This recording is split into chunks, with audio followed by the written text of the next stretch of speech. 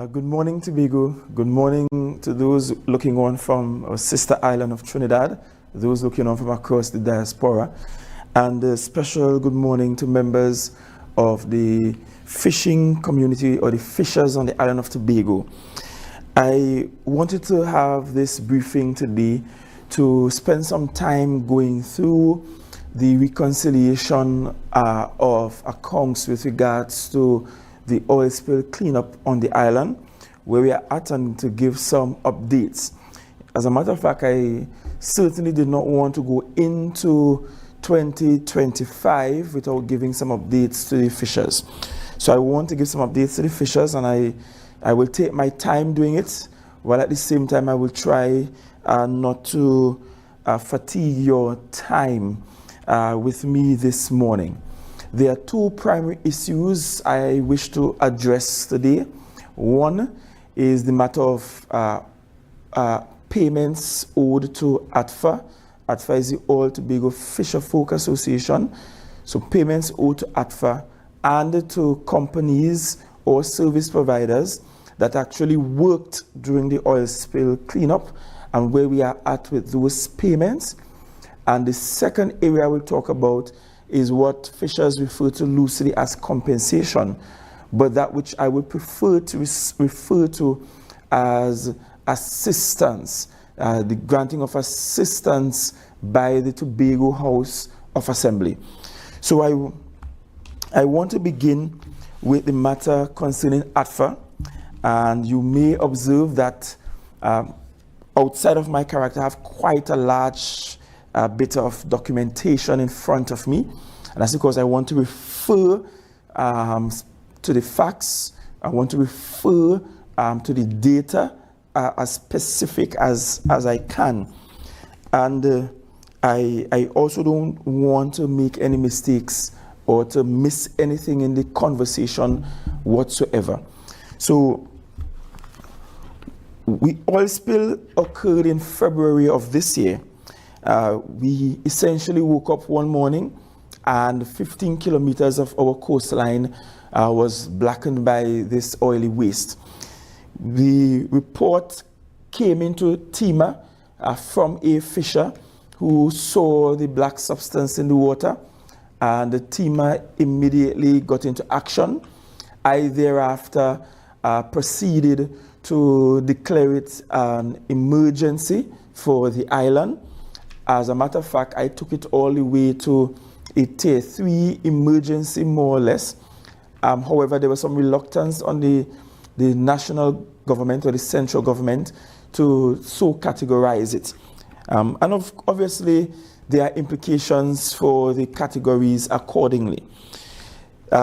During the oil spill cleanup, it started with just emergency response, and the way we treated it is that every single day without fail, we held 2 briefings with the service providers and those assisting with the cleanup. In the morning, one was held by Director of TEMA, Mr. Alan Stewart, and they will go through what they are to accomplish for that day. And every single evening, when all teams were back on land, I hosted a post cleanup briefing for the day, and we'll take reports from every single subsect within the cleanup operations, so as to ensure we were meeting the deliverables. Not only was I chairing those meetings, but I invited the chief administrator and other administrators and other secretaries to participate in those daily briefings at the end of the workday. Because this was an emergency, there was no day in the week that was out of bounds for me with the management of this cleanup exercise. As a matter of fact, most of you would be aware that my religious faith system belongs in the Seventh-day Adventist Church. But for me and for members of my congregation, we have an appreciation for what ought to happen when one finds his ass in a pit on the Sabbath day. So even on my Sabbath day, I was there ensuring that this response was being coordinated to the extent that we could have a very successful cleanup activity. More than that, when we got advice from Brazil, because the Brazilians had a similar oil spill prior to Tobago's, and so the Brazilians came to look at what we were experiencing and to advise us from their experience how this thing ought to go. We also had present on island with us the International Oil Pollution Compensation Fund representatives, and that's what we call ITOF. ITOF stands for International Oil Pollution Compensation Funds. They were also present during the exercise. The Ministry of Energy was also invited to be present and to participate in the activity. As a matter of fact, the Ministry of Energy, they had workers in Tobago throughout the experience working along with us, looking at the THA and the TEMA. We also had representation on island at our meetings from IMA, and IMA treats with marine affairs and doing the necessary research and the testing and the lab work, coordinating that for us so as to ensure we could properly identify the substance. And of course, we could track in real time the impact it was having on the ecology or the environment here in Tobago. We also had present in those meetings that I held, the EMA was present and represented. EMA, of course, ensured that as we were operating on an emergency basis, we were doing so in keeping with environmental best practice, and the EMA was also assisting us with monitoring air quality so as to ensure it was safe to operate schools and so on. We also had representation and presence here on island from Heritage Petroleum. And you know, Heritage more or less replaced Petrotrin. So Heritage was here on island, and actually Heritage took the lead in some of the areas for us. And Heritage was particularly useful with some of the coordinating the coastline cleanup activities for us on island. Heritage also worked with us and another company to ensure that we could manage species. One of the things that you did not get to see is that every evening I'll get this report, and the report will come only to my desk, where we will look at the number of birds and reptiles and amphibians and so on that were collected, how they were being cleaned, and where they were being repositioned within the Tobago ecosystem to ensure that we preserve the lives of birds and crabs and lizards and snakes and so on, so that we can preserve our natural environment as best as is possible. And of course, one of our key partners here in Tobago was the Division of Health, because we constructed upon advice from ITOF, upon advice from Heritage, upon advice from all of the international partners, that we should construct these cells, and EMA was there to monitor as we construct these lined cells up at Stolly Park to contain the oily waste. And I want to point out that when you see some folks who are envious about the fact that Tobago has rejected them as Chief Secretary, talking about the fact that we had these cells, really they're talking about things they don't know anything about. We were using international best practice for those cells, and we check every single week, multiple times per week, and I can say confidently that those cells have not collapsed up to the last report I received. They have not collapsed. They are still intact, and the oily waste is still being contained, and we are not experiencing leaching to any degree where the ecosystem along the coast or lower Stolly Park will be impacted. I want to make that very clear. I also want, before I go into the actual accounts, to make very clear that we established a committee And this committee was headed by, or is headed, because the committee is still working, is headed by Mr. Beckers, Linford Beckers. Most of you fishers and most of you in the community know him as Figgy. Mr. Figgy led this committee, and essentially this committee's job was to do quality control and management, so as to ensure that while we are here on the operational side, getting the coastline clean, treating with the oil spill, on the other end, we had a committee established here by the Chief Administrator with the authority of the Executive Council to ensure that there was quality control and there were management issues being handled, and also that we were ensuring that all the best practices with regard and legal practices with regard to public accounts and so on were being managed and managed very, very well. One of the tasks of that committee was to look at claims being made by the fishers. I know you fishers are making claims for compensation, but I will not use the word compensation. The term compensation means that the Tobago House of Assembly was guilty of some action or inaction that led to some demise within your industry, and so now we are compensating you for that. The THA did nothing wrong in this instance, so it's not compensation, but it's about claims for assistance so that you can be rejuvenated within your industry and you can continue to ply your trade. So one of the tasks of this committee was to look at those requests for assistance from the Tobago House of Assembly and to assess those requests. I will deal with that secondly. But the first thing I wish to treat with is the matter concerning ATFA.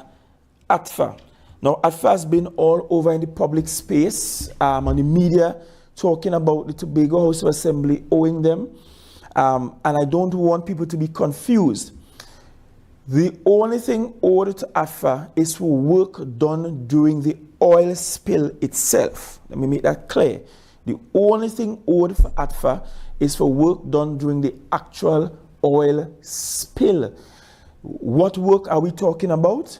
We are talking about the provision of pirogues or smaller craft that took our workers, that took the experts to ground zero, as I call it, to the wreckage site where the oil spill was emanating from, because the area where the oil spill took place has extremely high surface currents. It is not very deep in the area, but the currents are strong, the wave actions are quite turbulent, and so we needed small enough crafts that can navigate their way in and around this vessel that was about 30 meters in length or a little more than that. And so these pirogues will skillfully navigate through the waters and take us as close as possible to the actual oil spill. We also utilize the services of marine pilot boats here on island. And of course, we did that through the Trinidad and Tobago Pilots Association. Now, the ATFA also assisted with the laying of what we call booms. And you would have heard a lot about booms and booms and booms.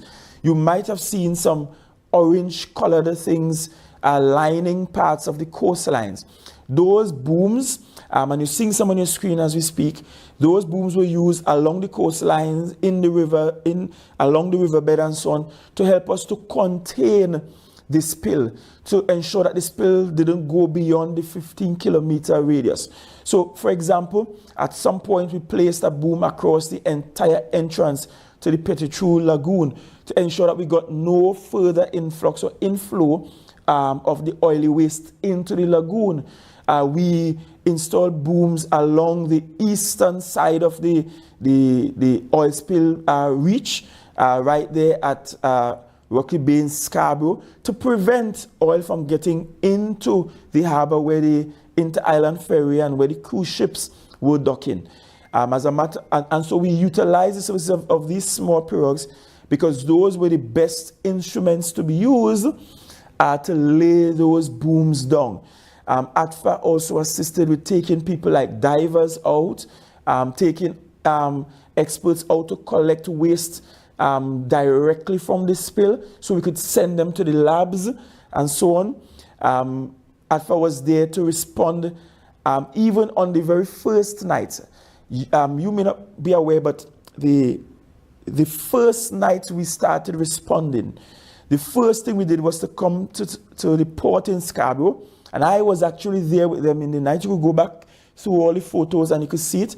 And sometimes when we post these photos on TEMA page or the Office of the Chief Secretary page, it's not because I think I'm photogenic, but they give us a pictorial proof of the actual activities being done. So the very first night of our response, we discovered that Kaizen had some booms being stored here in Tobago across by Almandos, and they were being stored here for an oil company that operates within Trinidad and Tobago. And so we called Kaizen and said, look, we have this emergency. We know you were storing these here for another oil company. We need your booms. We go work out paying you for it, but this is an emergency. Tobago owns no booms. TEMA owns no booms. The THA, we don't own boom. You are no company in Tobago with booms. We need your booms. And we took those booms and we laid it parallel to the jetty at the port in Scarborough, just around the edge of the port itself, between the port and the esplanade, so that we could prevent any of the oily substance from flowing eastward into the channel where the inter-island ferry would dock. And the reason for doing that as our very first major activity is because we understood that we needed to get supplies and equipment to Tobago from Trinidad, because we just did not have the supplies and equipment that were specially required for an oil spill operation on island. And so we needed more than anything else for the inter-island ferry to keep working. We needed for the cargo boats to keep working so the economy of the island could keep moving. And also, failing those, we were also utilizing the Coast Guard. And I know we knock the Coast Guard from time to time, but you see, with the oil spill operations, all of Tobago should stand and applaud the Coast Guard and the Chief of Defense Staff, because they worked with us to bring supplies directly from Chaguaramas using their vessels to Tobago. And we actually had Coast Guard patrol vessels present and assisting us. So ATFA was among the first of the agencies that worked along with us to ensure that we could lay those booms. Kaizen, as a matter of fact, sent up, I think, just 2 or 3 people on that very first night. They had no other workers, and it was ATFA workers, along with Alvin Douglas, who is from the company Tobago Marine Safety and Security Services, that worked with us to lay out these booms. Now, I'm going somewhere. It meant that ATFA and their work and the vessels that they use had to actually sail through the oily substance, because to get to the wreckage site and to lay these booms, it will mean that they were deliberately putting their engines down in the oily water and running it so that it will take us to the site, so that we can do either reconnaissance, or we can do cleanup operations, or we can lay pipes to pull out to extract the oils from within the water, or to lay booms, or to take divers, or to put unmanned roving vehicles down at the bottom of the ocean to try to discover where the exact location of the spill is on the wrecked vessel. So we understand the risks involved. Now, I'm going to the accounts. I told you I'm taking my time, because I don't want some of the misconceptions persisting into 2025. Because I heard a lot in the public space, and I tried hard not to respond, because I just didn't want to embarrass anybody. I don't want to embarrass the Tobagonians, and I don't want to embarrass our partners, because a lot of what was said was either untruth or just straight out lies, let me be frank, or there were misconceptions, or people just simply misunderstood or misunderstand rather how the THA and public accounts work. So in the Tobago space, we had this emergency that we had to respond to. The first thing procurement and TEMA had to do was to see which suppliers we have on island, specifically for the use of vessels or boats, to be able to, because it's ocean-based, the THA has a limitation on the number of vessels we own.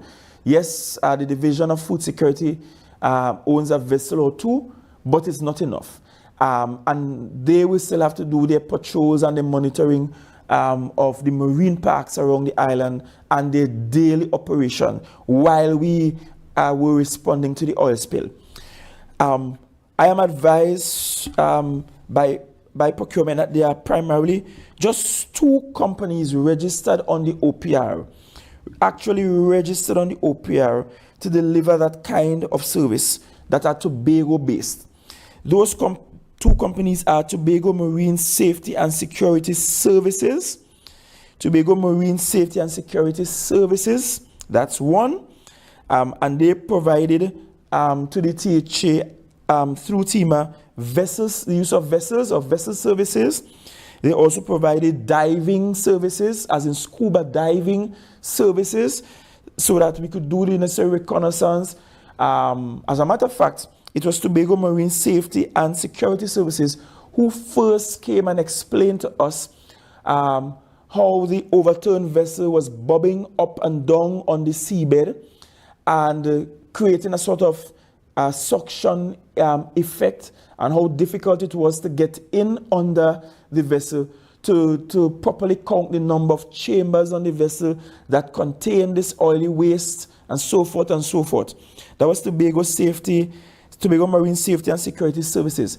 And they were diving down at the wreckage site before anybody in Trinidad, before anybody from ITOF, before any international partner even reached on the island. So long before even the Ministry of Energy got to the island, Tobago Marine Safety and Security Services, as engaged by procurement and the TEMA directly, they were doing the dive reconnaissance for the people of Tobago. That's a Tobago-based company. The second Tobago-based company that provided labor, some consultancy, and vessel services was All Tobago Fisherfolk Association. I heard something in this space recently. ATFA is actually OPR registered. So they are OPR registered. The THA did no service even in the emergency with people who were not OPR registered or who did not at the time of being engaged, made out the requisite application to OPR to be registered. So those are the 2 primary companies that are indigenous to Tobago that provided this sort of vessel service, transportation service on the water, and some consultancy. As a matter of fact, ATFA and Tobago Marine Safety and Security Services, they were present at all of our briefings, including the briefings that occurred every single day at the end of the day. I also wish to add that we benefited from a pilot boat here in Tobago. And for those who don't know, these marine pilots, they don't fly a craft, but they sail these specialized boats or vessels that have a relatively flat bottom but is extremely stable even in rough waters, and they will usually be utilized at the port to guide cruise ships, to guide larger vessels into the port and into their docking position. They are called marine pilots. There was one resident here on island in Tobago, but the one resident here on island in Tobago that worked with us, they worked with us through the Trinidad and Tobago Pilots Association, which is a national organization. So yes, you may have seen somebody that you know utilizing one of those pilot boats or marine pilot boats, but he was operating as part of the Trinidad and Tobago Pilot Association, and they assisted us to take remote offshore vehicles to the wreck site, and also assist with oil boom deployment, as did ATFA. Now, ATFA has been saying to the people that the THA and pay them no money, or the THA and pay any money. That is not truthful. They are two separate things, and I don't wish that ATFA or anybody confuse them. The THA has to pay the companies that worked in the oil spill cleanup, meaning that they actually provided services during the oil spill, and the THA acknowledges that we should provide support, to the fisher folk who were affected. Those are two distinct and two distinctly different issues that we are talking about. So the only payments owed to ATFA will be for work done during the actual oil spill. When it comes to assistance to fisher folk who are affected, the THA is desirous of treating with the fisher folks directly. We ain't treating with no association. We ain't giving any association any money to give to the fisher folk that require assistance. We want to treat with the fisher folk directly as citizens, as residents of Tobago who were in fact impacted. So let's deal with what is owed to ATFA specifically. So, like all companies, ATFA invoiced the Tobago House of Assembly through TEMA for the services rendered. Now, the Tobago House of Assembly did not go out to contract individual vessels. So we didn't go out and say, hey, you come with your fishing boat, you come with your fishing boat, and you come with your fishing boat. So please do not accuse the THA of cherry picking the actual fisher folk who came and worked during the oil spill. The THA didn't pick any individual fisher folk with their vessel to work during the oil spill. The Tobago House of Assembly has a contracted service with ATFA and with Tobago Marine Safety and Security Services, and those two agencies decided whether they needed to subcontract or to utilize other vessels, as they can legally do, to provide work, because they probably did not own sufficient vessels to do the work all by themselves. So I know that there are some fisher folk who worked during the oil spill, and you may not up at this point have seen up to a dime or a red cent for your services. I did see in one instance a fisherman waving around an invoice during news, and I said it pained my heart that I just didn't respond at the time, because I just didn't want the gentleman to feel attacked. The reality is you are owed by ATFA, not by the Tobago House of Assembly, because the contract the THA has is with ATFA.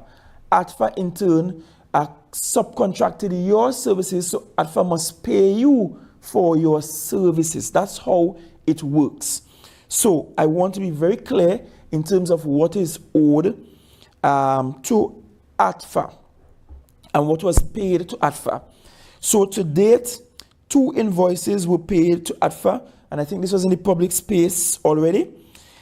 Invoice 1 was paid via check 034003, and that check date was the 20th of the 5th month 2024. The 20th of the 5th month 2024, and that check was total for $641,200. $641,200. That's the first check received by ATFA. The second check received by ATFA was check number 034004. So just a 1-digit difference in check number. And that check date was also the 20th of the 5th month 2024. And that check amount, was $490,000. $490,000. So let me pull out my calculator and calculate it in your presence. So I'm making absolutely no mistakes. So to date, we have ADFA receiving 2 checks, or having received past tense 2 checks. And those 2 checks, one valued at $641,200 and the other valued at $490,000. And of course, that brings us to a total of $1,131,200. Can you zoom in and show the figure so you can see the calculation? And this comes from 2 checks issued to ADFA on the 20th of the 5th month, 2024. Check number 034003 and check number 034004. Those are the 2 payments ADFA has received to date. Let me go on to say that the Tobago House of Assembly still owes ADFA. So no one in the THA has said that we don't owe ADFA. As a matter of fact, we owe other service providers beside ADFA. Let me take your memory back to April. In April, the request that was submitted, and at that time I was Secretary of Finance, so the request I submitted as Secretary of Finance and the Chief Secretary valued $153 million. That's what was requested by the Tobago House of Assembly to treat with the oil spill cleanup. We only received $50 million. And I remember some of the Tobago-born senators going all over to say that is enough, that we can't do math, that when they add up what we submit, it come up to 50 million. Why we need more than 50 million? Do you remember the garbage that people like Senator Hislop was talking? Very anti-Tobagonian, a lot of nonsense they spoke at that time. And we kept saying what you sent was not enough. Here is what the central government did. The central government looked at all the invoices the Tobago House of Assembly received up until April of this year and only sent monies to pay those. Any invoice that was submitted post the period I made the submission to the Ministry of Finance was not catered for in what was sent up or released to the Tobago House of Assembly through the mid-year review. I want to say it again. The only monies received by the THA to treat with the oil spill would have catered only for invoices that were received up to the point of our submission to the Ministry of Finance. So even if you had done some work prior to April, but your invoice came in after I made that submission to the Ministry of Finance, we did not receive any monies for those or to pay you for those. And so the 153 million requests we made was not us just being exorbitant. That was, in fact, us looking at our costs up to the present time and what our projected costs would be. That included treating with removal of the waste up at Stolly Park. And that's what I want Senator Dennis to talk about. Because in our proposition, our request to the Ministry of Finance, we placed a figure in that 153 million to be able to remove on the back end and to treat with the oily waste that we have stored up at Stolly Park, at the landfill in Stolly Park. We placed that in the budget. No money was sent for that. We gave a projection for the ongoing cleanup. So we said, look, we know that these are the invoices we have now totaling about 50, but we know that we will get some invoices that will come in late and that will require us to actually pay those invoices. So we forecasted, and in budgeting, you do forecasts. Doing a forecast is a reasonable and acceptable and a very normal practice in budgeting. So our forecast told us that we will need to spend close to 153 million. We got 50 million. So it meant that some of the invoices that we have for ADFA that would have been submitted perhaps even late after April was not even covered in the release we received from the central government. So when you are there in the public space, ADFA, and cussing and saying THA want to pay you and all sort of story. That's the furthest thing from the truth. The THA is really paying what it has.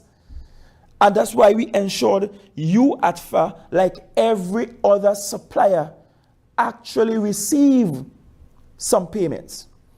And I will let you know that to date on oil spill, the THA would have spent in excess of 65 million because we had 50 released from central government towards the oil spill cleanup. We took a 15 million from our coffers that was not originally budgeted to do oil spill, but we took that and put that into doing oil spill cleanup operations. And there were other expenses incurred by other divisions like infrastructure in the oil spill cleanup operations. So we have spent well in excess of 65 million already on oil spill cleanup activities. So I want to be clear, ATFA. I want to be clear, Mr. Douglas, that the THA knows that it owes you and some other service providers, and the THA remains committed to paying you. The THA is not saying that it will not pay you at all. And the monies that the THA have for you, ATFA, are monies specifically for work or service provided during the oil spill cleanup. And I just went through in great detail what were the services you provided, ATFA. And I also went through in detail how you, ATFA, may have gone out, summon a few fishermen around and say, come with your boat. We need boats. We need about 5 boats to come and to work during the oil spill cleanup. And you will be paid for your duties. And so you, ATFA, being the responsible organization that I know you are, when you are paid, you will take care of your service providers. So I also appreciate that there is a knock-on effect, meaning that the people that you call out to work with you, some of them have not received their full payments to date because you, ATFA, have also not received your full payments. So we have an appreciation and an understanding that that's just how the thing will work based on how the THA is able to pay you. And my apologies, I wish we could pay you fast. I wish, all things being equal, that at the end of the cleanup operations, that every invoice we had, every bill we had, we could have just paid off the bat. That's just not possible based on how we receive our subventions from the central government and also based on what we actually receive, because we still have to run the island. We still have to put money towards school repairs. We still have to fix the roads. We still have to do capital development projects on the island, even while responding to the oil spill cleanup. And so I want to make that clear. So what do we have outstanding to ATFA? We have approximately 5 million outstanding to ATFA in payments. This is not compensation. This is not assistance. This is not where ATFA beg us some money. This is payment for actual work done. And I want to be very clear to the Tobago community that ATFA and the fisher folk that ATFA use, they did work diligently. They worked hard and they are deserving of their monies. Let me say that clear. I don't want nobody out there carrying around any assumption that somehow ATFA is undeserving of the payments. ATFA deserves every red cent. And I'll go further to say that the committee led by Mr. Beckers, they did a remarkable thing. They went and looked at oil spills around the world and in Trinidad in particular, and look at what kinds of payments are made for these kinds of services. And so they applied a market rate. And not only that, after applying the market rate, our accounting staff, our procurement staff, utilize those rates and negotiate the prices down for everybody. Everybody, from the biggest to the smallest. And I want to thank all the service providers for coming to the table and saying, you know what? Yes, this is what we were invoicing you. This is the actual market rate. But we're willing to take off something for the people at Tobago. So we didn't even just pay the market rate. We actually had our staff negotiate downwards from the market rate to be able to pay people. And so the value of what is owed to ATFA and what was paid to ATFA, that is in line with what is actually paid for those services, and the quantum of those services provided anywhere in the world. And as a matter of fact, because we negotiated those prices downwards, it means that the THA got the opportunity to pay at a price lower than international market rates. And so I understand why ADFA might be upset, but I think some of your anger is misplaced, and I want you to have an appreciation for where your anger should be correctly placed. Because I told you, we budgeted and forecasted to be able to pay you all your monies when you were done with this. We just were not given the monies. And then some of your own Tobagonians who are supposed to be patriots run down to the parliament and say that's enough for them. They need any more money. They max in. Why they're asking for more? And the bills they have only come up to 50 million without giving consideration for the fact that work was ongoing. Invoices were outstanding to the Tobago House of Assembly, and that those needed to be paid for, among other things. But no monies came for those. So it means that the Tobago House of Assembly is reprioritizing and cutting some critical things just to be able to make those payments to you. And I want you to have an appreciation for that. I want to say to you, ADFA, that currently when I check with the accounting officers here at OCS, a payment for $2 million is being processed as we speak. There is a public service accounting procedure that is utilized here in the Tobago House of Assembly. We can't just change that procedure because you want to check now. It is going through that process, and I'm advised that within a short period of time, you will get those monies. It is actually in the process right now. That is $2 million. It means that we will go into 2025 owing ADFA approximately $3 million. And it's not just ADFA that we owe. So we'll go into 2025 owing ADFA approximately $3 million, because currently a $2 million payment is being processed as I am talking to you. I also want to hasten, before I move on to the second issue I want to discuss here, I also want to raise with you the assertion that somehow Tobago companies weren't utilized in the cleanup. Of course, we know Tobago companies did not own booms. Of course, we know that Tobago companies didn't have a special kind of expertise to treat with oil spill cleanup. But we utilize a significant number of Tobago companies who have either been paid or are being paid. And I will just call a few of those who have either received payments. A few may have a few outstanding payments. But what we did, we ensured every company that worked in the oil spill cleanup got some payment already, even as we may owe them some additional payments. So some of the Tobago companies you will look at will be people like Viewport Supermarket, Sings Hardware. We also had AVT General Services, Beards Rental. We had some small catering companies because we had to provide meals for the hundreds of workers every single day to be able to get this done. We had people like Beverly Lizama Nelson and Natalie Catering and Eve's Catering and MK Express Deliveries and Sandra Brown and Ansej Donil Catering Services. We also had people like Tobago Motor Services Limited. We had like Sunshine Enterprises Limited. We had Logan Contracting and Transport, because we also had to rent things like trucks and lighting towers. We had Guys Exquisite Catering, and notice as how wide and varied it is. So we didn't just go to one caterer and say provide all these lunches every single day, and his lunch and dinner were provided. Breakfast was only given to the volunteers and the workers and the experts that came from Trinidad to Tobago, that the THA house. So we provided breakfast for them, but everybody else came to work the morning, and we provided lunch and dinner during the cleanup activity. THTI, Penny Saver Supermarket,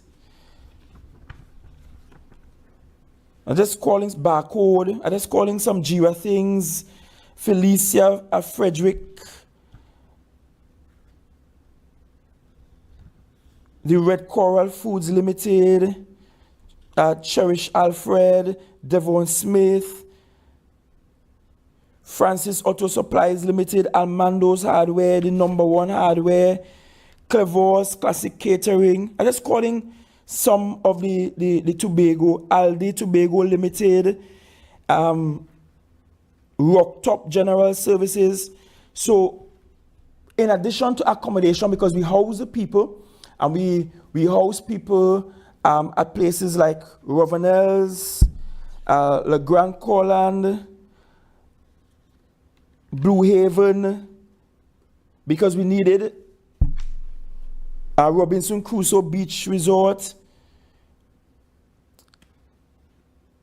because we needed large enough spaces that could actually accommodate significantly large numbers of workers from Trinidad, to accommodate them at a lower cost than what we call in Tobago colloquially tourist price. So no, at a significantly decreased cost to house them, provide the breakfast to them every single day. So we couldn't use a guest house, because guest houses don't provide breakfast normally for people. So we needed accommodation that would also provide breakfast for them every single day.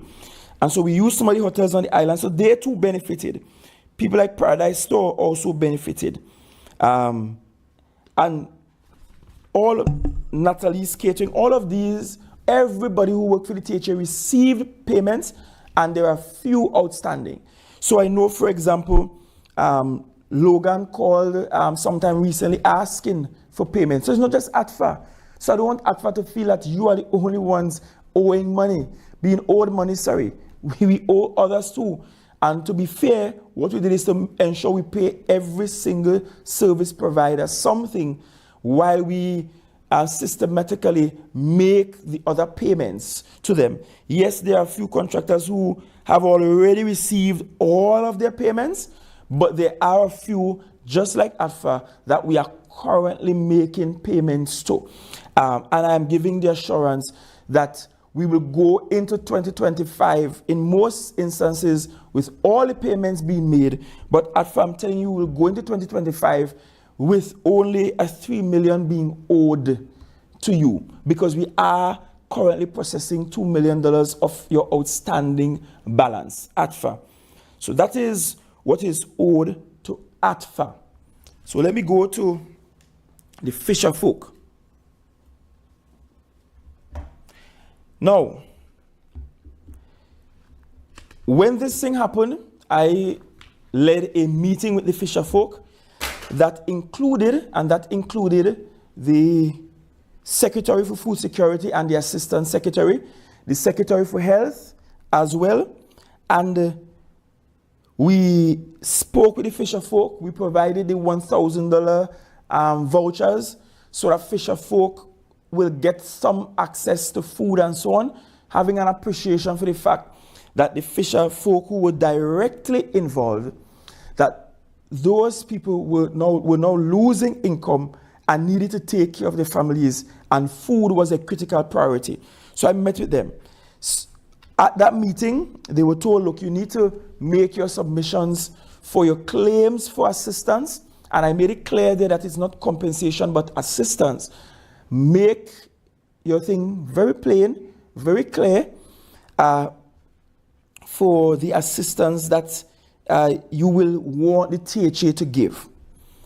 The Tobago House of Assembly, of course, as I told you, we, in our budget request to the Ministry of Finance, we requested sufficient amount so that we could also satisfy what we perceive to be those claims. Those claims came in long after we made the submission to the Ministry of Finance, but we forecasted for it, and we did put in a claim. No monies were sent for that. No monies were sent to treat with up at the landfill. And so the THA, let me hasten to say, we wrote the Ministry of Energy. Well, the Chief Administrator, upon my instruction, wrote the PS Ministry of Energy, instructing, well, really not instructing, but asking for the Ministry of Energy to treat with and to remove the waste at the landfill. Since they won't send any money for us, we say, okay, you're not sending us the money, come and remove the oily waste at the landfill. So that's where that is at. We also budgeted to do studies. Right now as we speak, we should have gone back to the wreck site with divers to do a reconnaissance and to remove elements of the wreckage that is still there lying among the reef here in Tobago. We haven't contracted that out, and that is because no monies were sent to do that. We should have commissioned a study about the impact along the 15-kilometer coastline to see if there were any critically endangered species because of the oil spill, what impact it has had on the reef systems in that area. But we can't commission that study. No money was sent for that. In some areas, we need to do some work to reconstruct some aspects of some of our beach, because some of our beach, a lot of sand got removed in attempting to remove the oily substance. No money was sent for that either. So 50 million was all that was sent. And I want to hasten to point out that some monies were sent from CAF. That's the Latin American Development Bank, was sent as a grant, as a gift for this oil spill cleanup. None of that was sent to the people of Tobago. Not 1 cent of that was sent to the people of Tobago. And I know we have been having this conversation about ITOF. ITOF stands for International Oil Pollution Compensation Funds. In other words, this is an entity to which Trinidad and Tobago is a signatory and a participant, whereby when there are oil spill events or oil pollution events, we can apply and we can get funding to support our request to treat with covering the costs for cleaning up after an oil spill. Oil spills are extremely expensive any and everywhere in the world they occur. They are extremely expensive. And so an application was made to ITOF from the Ministry of Energy on behalf of Trinidad and Tobago. I want to point out from the jump, the Tobago House of Assembly was never asked to be a part of the team that went to London to negotiate with ITOF. We were not in the room with ITOF. We don't know what was said to ITOF. We don't know what was submitted to ITOF because we were never included at that level of the conversation. I have said it before that I was in London at an engagement at the House of Lords. Can't find my suitcase, no clothes, and I go into the People Westminster Palace the next day. Don't know what I'm going to wear. And so I run down on a place called Oxford Street trying to see if I could find a cheap suit to put on. And there I was in H&M, where I did find a cheap suit. And I encountered someone from the IMA there. I said, hey, you on some holidays? And the person said to me, no, I'm not on holidays. I'm here with the team. We're going to negotiate with ITOF. And that's how I knew that they started the in-person negotiation with ITOF, which stands for International Oil Pollution Compensation Funds. So I want to make it clear, the THA was not a part of that negotiation process at all. The THA also is unaware about, because I see members of the media here and I know you will ask, we don't know if the country received any of the money from ITOF. One time we heard that we may get in the region of about 30 million. Another time we heard it might be 20-something million. And I'm talking about US dollars. We don't know if the country received anything from ITOF at this point. That has not been communicated to us, and you could direct such questions to the Ministry of Energy. We simply do not know. We won't share that information. But I want to share a letter with the Fishers of Tobago, and I'll make it available to members of the media. And this came to us on the 30th of October. It was sent via email to us from the Permanent Secretary in the Ministry of Energy to the Office of the Chief Secretary Chief Administrator, but the letter is actually addressed to myself as Chief Secretary and Secretary of Finance. Of course, that would have happened because ITOF was, during the oil spill, ITOF interacted with Trinidad and Tobago while I was Secretary of Finance. And again, I'm not sure what bits of information was sent to ITOF, but I want to share some the letter with you. So I'll ask that they could post it up on the screen so you can see it.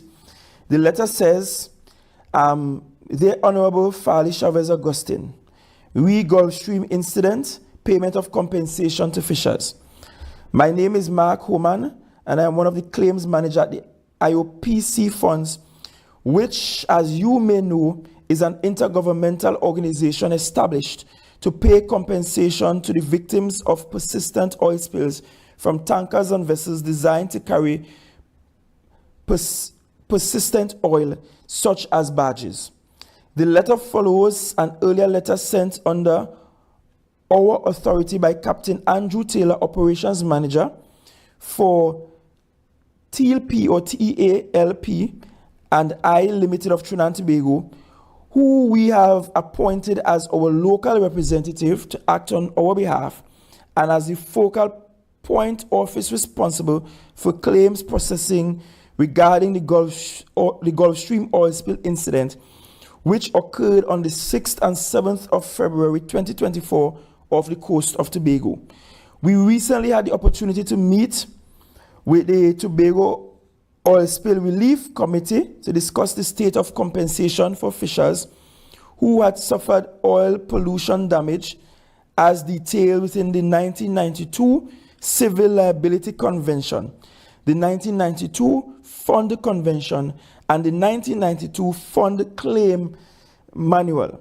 Whilst we are aware of and very grateful for the work conducted to date by the Tobago OSRC, we must strongly advise that if the Tobago House of Assembly chooses to compensate those claimants who have submitted claims to the Tobago OSRC with little or no evidence in support of the claims and whose claims do not comply with the criteria contained within the 1992 Fund Claims Manual, we cannot guarantee that the THA would be compensated by the IOPC funds if it submits its claim through the Ministry of Energy and Energy Industries subsequently.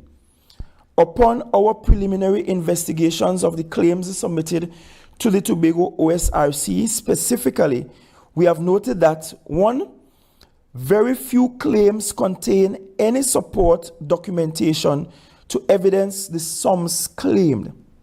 In other words, when they came and they look at the claims you fishermen submitted, only a few of what you submitted actually have any supporting documentation or evidence of the sums you were actually claiming. Number 2, some of the claimants were involved in paid cleanup work during the oil spill cleanup operations. So they observed that some people who were claiming for assistance or compensation on one end were actually those involved in paid cleanup work during the oil spill cleanup operations. So they are contending that if you were in the paid cleanup work, then that's where your money should come from and not necessarily from compensation on another end. 3, there was no fishing ban in place following the oil spill incident. In other words, you could have fished anywhere else in the sea outside of the 15-kilometer. Nobody can stop any fisherman from anywhere on the island from going to sea. So you could still carry out your duty.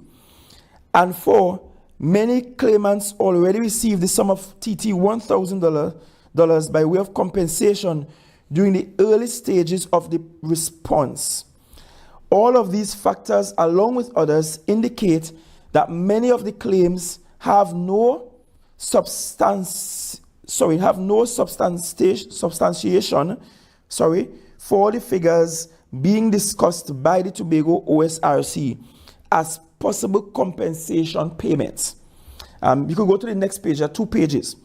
So in other words, they are saying that when they look at the claims being made, most of the claims cannot be substantiated, and most of those that were submitted and were being discussed by the Tobago OSRC at the time really and truly are not deserving of compensation.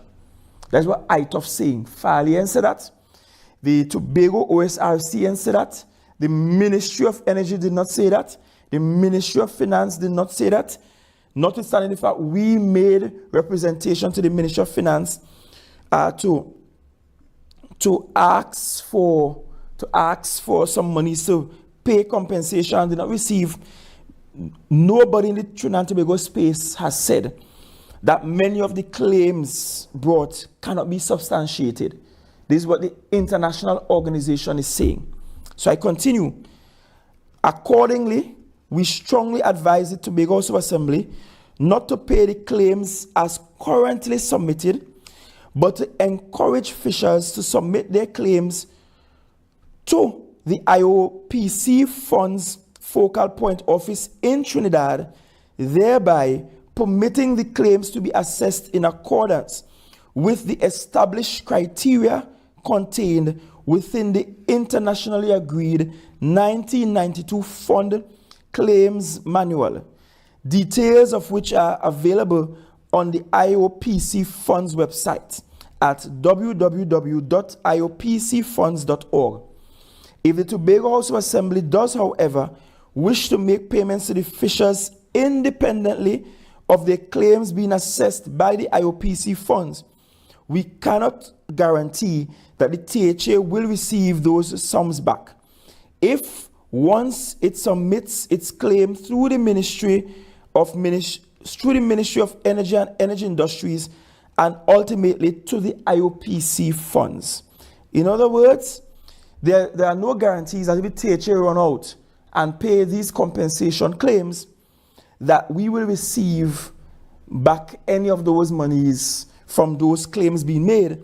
And they are recommending that the fishers actually submit their claims directly to the IOPC, not to the THA, not to the Ministry of Energy, not to the Ministry of Finance, but directly to the IOPC or Focal Point Office in Trinidad, so that those claims can be processed in accordance with the internationally agreed 1992 Fund Claims Manual. And they're saying if we decide to pay you any money, they're not paying us back. We trust this is clear, but if you have any further questions, please do not hesitate to contact the undersigned. And this was signed by Mark Homan, Claims Manager, IOPC Funds. Now, this came in at the end of October, and that's the 30th of October, and I received on my desk a report from the Tobago Oil Spill Relief Committee in very early November, but the report is dated the 31st of October 2024. And I'm just going to go to the beginning of the recommendations of this committee here. This committee is recommending that the THA should honor only the claims from Lambo and Scarborough and 3 individuals outside the mandated area using the IOPC funds formula of 100% reimbursement for valid requests. This recommendation is based on the following reasons. 1, the global trend is that fishermen usually find alternative fishing sites when restrictions occur for their usual places of interest. And there was no ban on commercial fishing. 2, the 500-meter radius did not prevent affected fishermen from accessing Lambo as a bait source, though accessibility may have involved using an alternative route. 3, Fishermen outside the committee's mandate of Scarborough and Lambo did not provide convincing evidence of regularly accessing Lambo and Scarborough as fish sources, whether for bait or otherwise. Indeed, no fisherman outside the mandated area provided sufficient proof or evidence that they operated in the area surrounding the oil spill except for one individual. In this case, the GPS coordinates validated the fishermen's operation within the Lambo area. 4. The mandate given to the Tobago OSRC clearly identified Lambo and Scarborough as the main area of focus. 5. The oil spill affected Lambo and Scarborough areas. Lambo was affected totally, while Scarborough suffered partial disruption. And finally, all individuals who provided proof of oil spill damage should be considered. That's the recommendation from our committee here in Tobago. As a matter of fact, the committee in Tobago provided us with two things.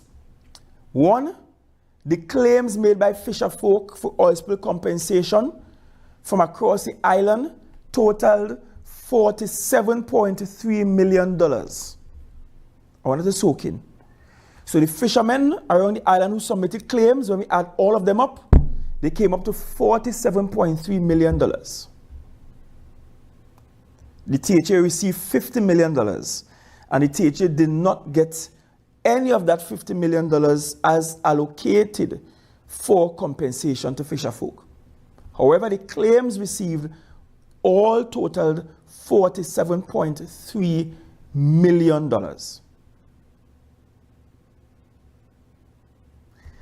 Next, the Tobago committee, when they went through the claims, their recommendation, their total recommendation is that of all the claims, only $4.3 million should be considered. $4,346,325.23. That's all the committee is saying we should consider. That's a significantly lower amount than $47.3 million. Of the $153 million request I made in April from the Ministry of Finance, just about $3 million of that is what I requested, as was recommended at that time, to treat with compensation to fishers. So in other words, at that time, without getting the claims in and doing the forecasting, the recommendation was just over $3 million for the fishers. But we acknowledge that the committee, when they did their work, they are saying approximately $4.3 million of the $47.3 million request constitutes valid claims. I wanted to sink in for a while. I know for a fact that there are fishers all the way up in Roxborough, all the way around to Castar and Paltevere, up in Charlottesville by me, who actually made claims for compensation.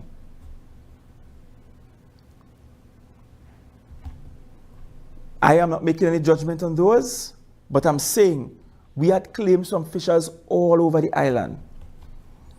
And when I read ITOF letter, ITOF is saying to the THA, all you could go ahead and pay, but we ain't paying all your back for some of them claims we see all you have there. And only a few of the claims that you have there, we consider them to be valid, because only a few of them actually had documentary evidence of damages done to their vessels. I want you to see the full scale of the thing. ITOF is also saying that the fishers should submit directly to them. And there are two things I want to point out before I take questions. One is that the Tobago House of Assembly, with the team led by Mr. Beckles, they are being instructed to assist the fishers who have valid claims and documentary evidence to also send their claims down to the ITOF office in Trinidad, as per the request from their letter that came at the end of October. So we will assist you to get your claims down to Trinidad.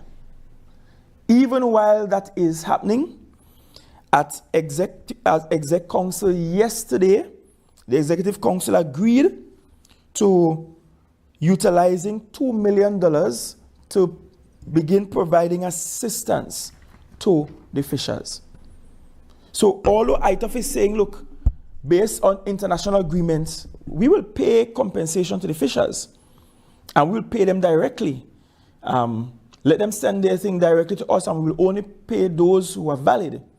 We appreciate that that might take a while. And so, even while that is happening, we are saying we are going to take $2 million and begin to provide assistance to those fishers that are impacted.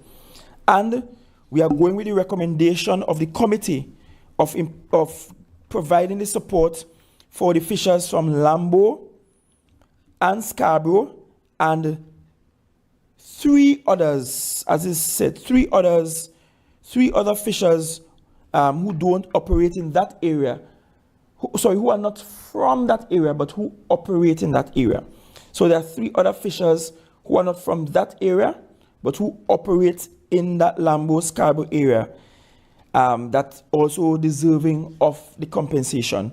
So please note that you too are considered. So the executive agreed to begin utilizing $2 million and to so instruct the Division of Food Security to make those compensations available to the fishers. Those assistance, not compensation, but assistance available to the fishers. And while we are doing that, the committee led by Mr. Beckers, or Figgy, you all know him, will assist you all in getting your requests directly to ITOF. And that's where we are, where compensation claims are concerned. And I think I also shared quite liberally the issue with ATFA, the conflict with ATFA. And let me end by saying it very clearly. The THA has no beef with ATFA or TUFA or any of the FAS representing Fishers Association. We have no beef with any of you all. In fact, we want to work with you all. I explained how much we pay to ATFA, that is OPR registered, for work actually done, and the 2 checks, and I did the calculation. I explained how much the THA owes ATFA, while also owing other service providers here in Tobago and from Trinidad. I explained that currently being processed is a check for $2 million for ATFA, which will take the balance outstanding down from $5 million to $3 million. And I gave the commitment that we will not go into 2025 with $5 million still being outstanding to ATFA.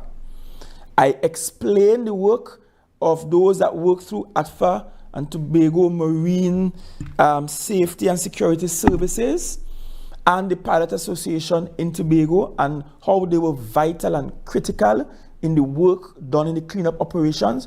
And I express gratitude on behalf of the people of Tobago for your work. I also said to ATFA and those still outstanding, because not ATFA alone, that we are sorry that you did not get all your payments as soon as you were finished with your work. But I explained how much I requested as Secretary of Finance from the Ministry of Finance and how much we actually got from the Ministry of Finance, and the fact that some of your fellow Tobagonians went down to the Parliament and said, don't give them no more money. We don't care about invoices to come in from ATFA and fisher folk and compensation for fishermen or anything else that they have to do on oil spill. Only give them 50 million and that's it. Some of your own Tobagonians went to Trinidad and said that. I explained that. I explained how to date we have spent more than $65 million on cleanup operations, 15 million of our own money spent through OCS, a further 50 million as was given by the Ministry of Finance through OCS spent. And then I explained that other divisions, particularly Division of Infrastructure, would have incurred some costs because they utilize equipment and so on in the cleanup operations. So we know we will go beyond 65 million. I explain what is happening up at the landfill and the fact that I instructed the chief and she followed the instructions to write the Ministry of Energy to say, since central government not giving us the money to completely and permanently eradicate the cells at the landfill with the oily waste, you come and do it. And that letter was sent a very long time ago. I also explained to you that in the conversations and the negotiations with ITOF, we weren't in the room. We weren't invited to be in the room. So I can't verify what was said to ITOF. I can't verify if the Tobago position is properly articulated. And I cannot verify at this time whether or not Trinidad and Tobago received any monies from ITOF. I just don't know. We just don't know. You will have to get to the Ministry of Energy to get that. I also pointed out very, very clearly to all and sundry that the Tobago House of Assembly recognized that post the cleanup, that there are additional work to be done, and that one of the critical areas that was not funded is the necessary follow-up studies and reconnaissance and also extraction of materials. So, for example, we still have not been able to go back to the area of the wreck site to do diving there and to remove any debris that might have been lodged or left behind in the reef. We just have not been able to do that because that will cost something. I explained that as well. And I think I explained quite a lot.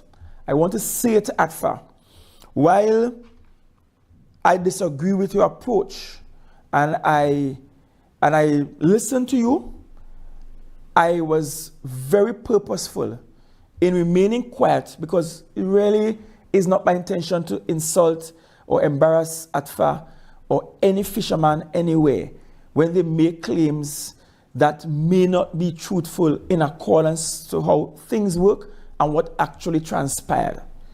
And I hope that this very lengthy conversation, and we did put it out to the fishers before that we were having this conversation, and it will remain on our Facebook pages so that you could look, you could listen, and you could get the details. I explained that the next step for you fishers is two-part. On one part, we are mandating the committee led by Mr. Beckers to assist fishers, to assist both ATFA and TUFA and all of the associations to get the members who have legitimate claims, to get their claims down to the ITOF office in Port of Spain. That shouldn't take long because some of those claims were already made, or all of those claims were already made to the THA. But the THA cannot submit on your behalf to ITOF. You have to submit those claims yourself. And so we will assist you in ensuring that the claims meet the requirements as per the 1992 international agreement with ITOF. Secondly, I point out the Executive Council is saying, notwithstanding the risk of not getting back that money at all from ITOF, we are making $2 million available for assistance to the fisher folk affected in the oil spill cleanup. And we are targeting the fishers of Lambo, the fishers of Scarborough, and there are 3 fishers who are not from those areas. One of them I spoke to week before last week. They're not from Lambo or Scarborough area, but they have considerable assets in that area. And so they too are considered, although they are not from those villages or natives of those villages. And that $2 million will allow for some assistance, not compensation, but assistance.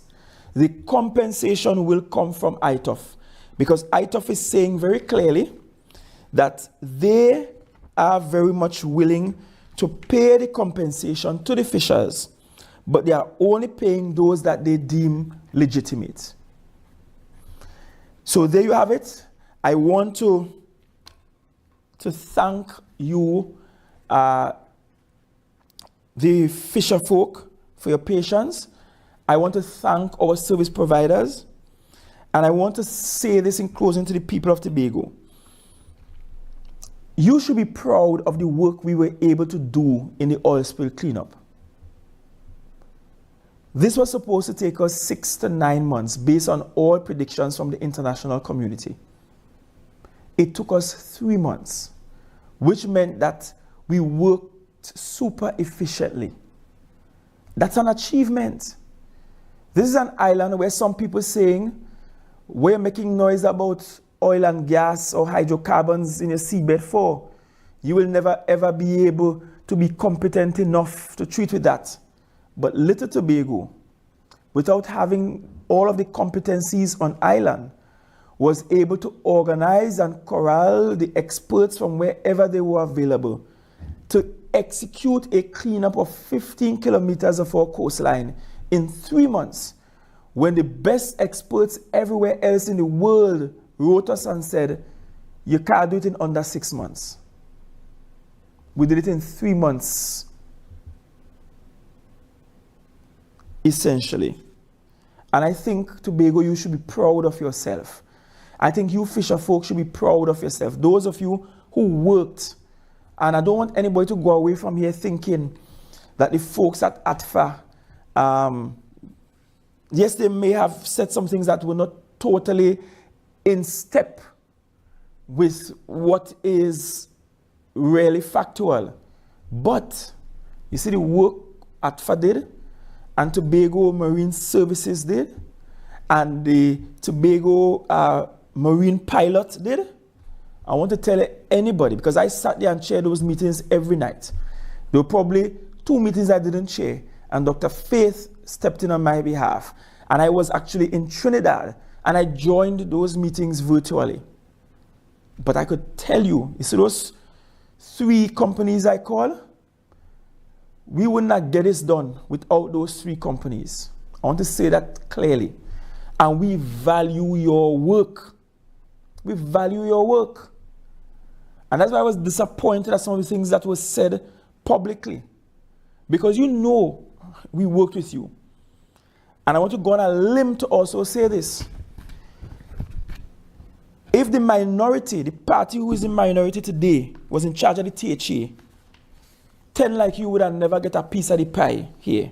Nobody would have called you. Nobody would have utilized your indigenous knowledge as expert knowledge and bring you to the table to sit among international experts every single day to discuss what happened and what should happen and how it should happen. Nobody would have valued your work.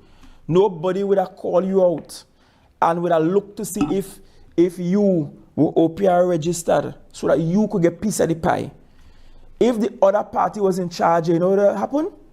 They would have sit down on their hands, and the Ministry of Energy in Trinidad would have come up, and the Prime Minister would have come up, and they would have run the show in Tobago, which would essentially nullify the role and function of the Tobago House of Assembly.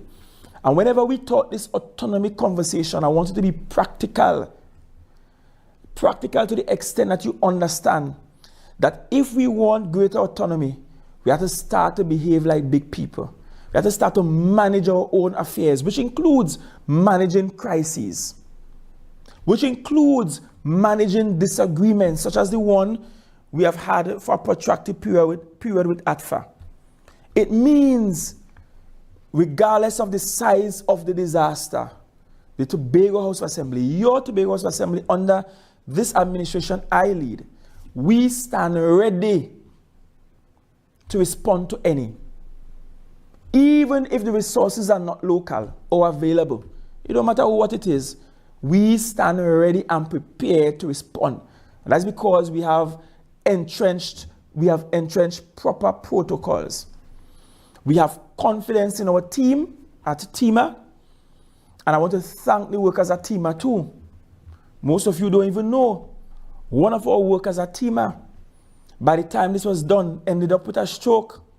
Right now, she's back out at work, but she's on lighter duty because she was one of those working almost way past midnight every night, back out 4 morning the next day. It took a toll on her health. And one of the things we actually asked for when I asked for that $153 million out of the Ministry of Finance in April was to actually give some kind of ex gratia payments to the TEMA workers. It could never be fair that all the TEMA workers get out of this experience is their contracted salaries. They are contracted officers, that all they are paid is what they are contracted to be paid for the month. With this, the volume of work done, the volume of hours worked, we said, give us something extra so we could give them something extra so that they could smile too. But I want you, ATFA, I want the TUFA members, I want you, Fisher folk, I want you, TEMA workers, to appreciate that the THA has not forgotten you. We have not said no to giving you assistance, but given the resources we have and given the processes we must engage, it will take time. We only got this letter from ITOF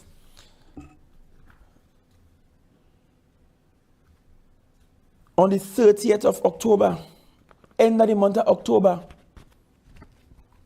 I am here with you at the middle of December, which means over the month of November, we were able to look at what the letter was requiring, review all of the compensation requests that we have, and decided, look, we're going to make some assistance of $2 million available, and we're going to assist the fisher folk to get their claims down to ITOF post haste, because you individual fishers have to make those claims, and we will walk you through the process.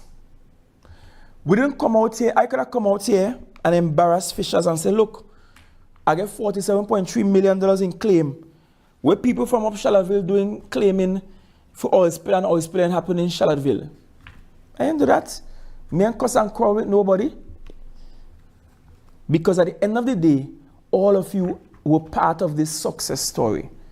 All of you are worthy partners. And I want you to have an appreciation for the work we're doing and how we are doing this work. Thank you. There are some questions that I believe we may have. I think I see Miss Williams is there. So can you tell me if there's a question? I think there may be some typed questions, but I'm not sure I can read the fine print from this distance.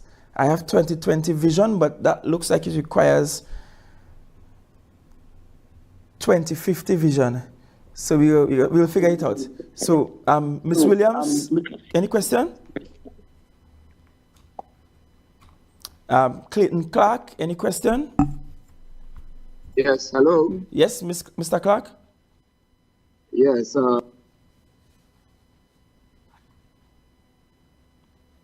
So you're muted, Mr. Clark?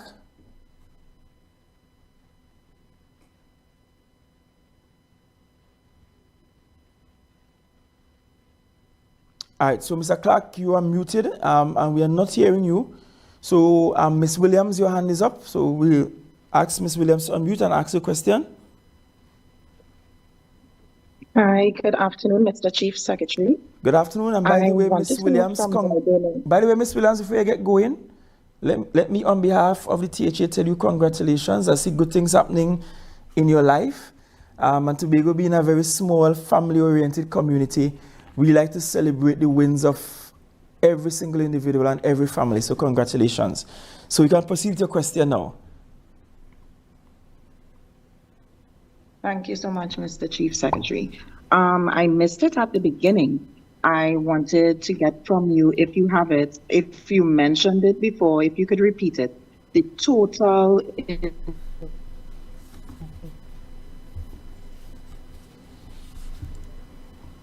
Sure. Before your question faded out, because I'm not sure what's happening with the audio, but before your question faded out, in terms of millions, I know you were very specific. The Fisher Focus Solution. Okay. Okay, no problem. I get you. I think that there's a sort of a lag somewhere there, right? So I get you. So I mentioned what was paid, and 2 payments were made to ATFA in the month of May, the 20th of May 2024, via checks 034003 and 034004. The first check was $641,200. The second check was $490,000. So 260, 600, yes? Mr. Chief Secretary, remember, I know.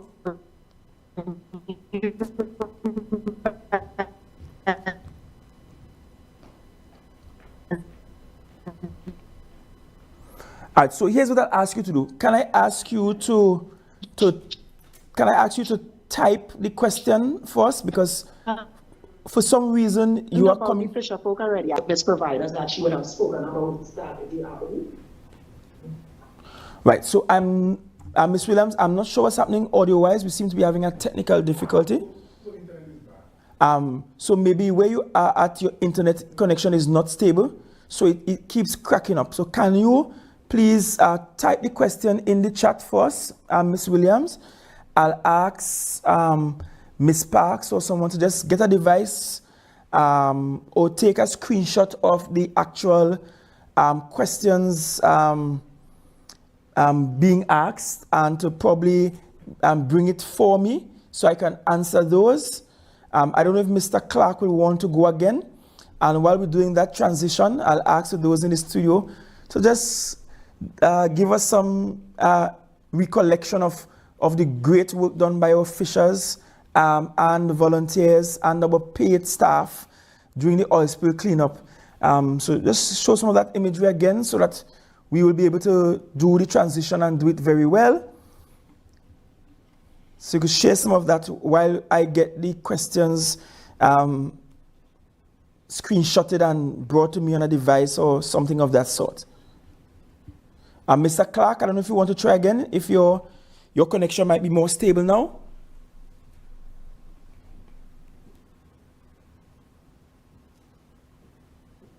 Hello, yes, are you hearing me? Yes, we are hearing you. Go ahead. All right. I sent my questions in the chat. I don't know if you had a chance, if they're available, but I can ask. If not, you can just answer them from the chat. Well, go ahead and ask. We are hearing you clearly now, so you can go ahead and ask them. All right. Do the fishermen or ADFA know that the compensations have to be submitted to ITOP, right, and not to the THA government? Right. So they are only knowing that now. The Tobago House of Assembly itself did not even know that that is what ITOF would require. We assume that the claims come to us, we proceed to pay as we pay all our service providers. We in turn, through the Ministry of Energy, make a claim for compensation for what we have spent. So that's how we were treating with it until we got notice from the Ministry of Energy that ITOF requires something different. So the fisher folk and ADFA, they are only now knowing this. So I don't want anybody to think that ADFA knew this long time or TUFA knew this long time and they didn't tell the fishermen. That's not true. I pointed out it's only as we are end of October, sometime in November, that we got wind of this and we started preparing so that we can in turn prepare the fisher folk for these submissions. And I've pointed out how we could provide some assistance. You could go to your next question.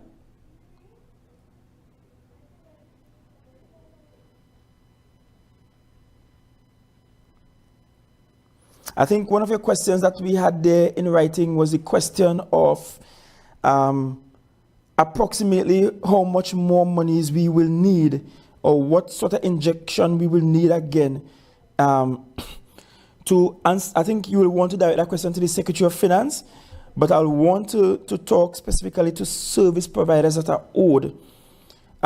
We still might be owing service providers somewhere in the vicinity of about $12 to $15 million, still outstanding for service providers who already did work, somewhere in the vicinity of 12 to 15 million. And so that I know about, but the Secretary of Finance will be able to give you greater detail on what we will owe outside of that, because we have asked, for example, other divisions, departments, and companies to take a look at what needs to be done beyond just the basic cleanup to ensure that our systems and our environment is returned to what it once was. So thank you for that question. And I think I have some more here reading. Right. What would you hope the central government would have learned from this experience? Well, I think both the central government and the THA would have learned that when it comes to the oil industry, oil and gas industry, that we should not concentrate all of our resources in Trinidad and some should be left in Tobago. In fact, one of the things I said to Director Stewart from TEMA is that I will want us in Tobago to be better prepared for any eventuality the next time around. Meaning that we should have on island booms. We should have on island some capacity to treat with oil spill. So one of our takeaways from this cleanup is that it has sent us, the THA, into a drive whereby we are going to build our capacity to treat with oil spills.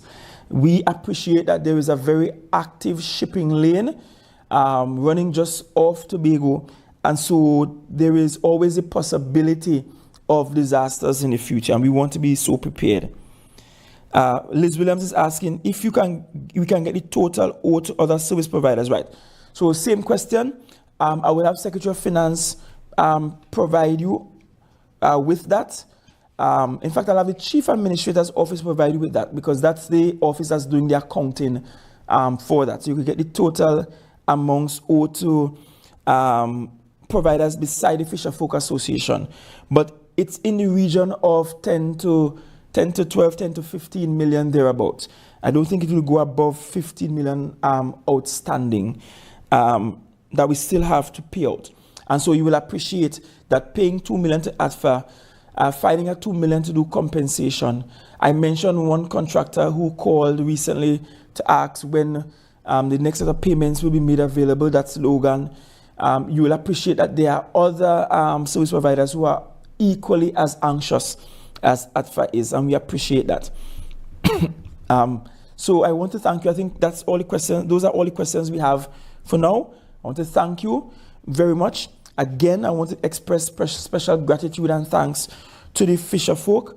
We started this briefing somewhere after 11. It's now 1:24, which means that we took a very lengthy time going through all of these details, explaining step by step what has happened, what has transpired, how much claims we had, how much we could legitimately take care of, etc., etc., etc. So thank you very much.